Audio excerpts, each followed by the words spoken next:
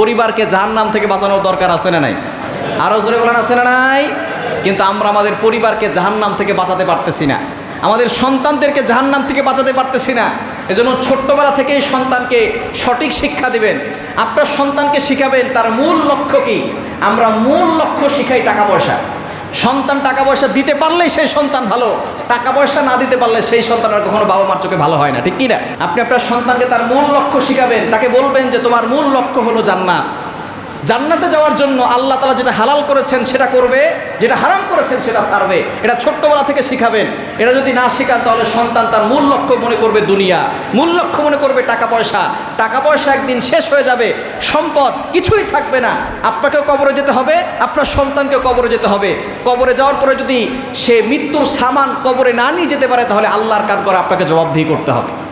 এজন্য অবশ্যই আপনার কাছে যে আমানতগুলো আছে এই আমানতগুলোর খেয়ানত না করে পরিপূর্ণভাবে আদায় করতে পারবো তো ইনশাআল্লাহ?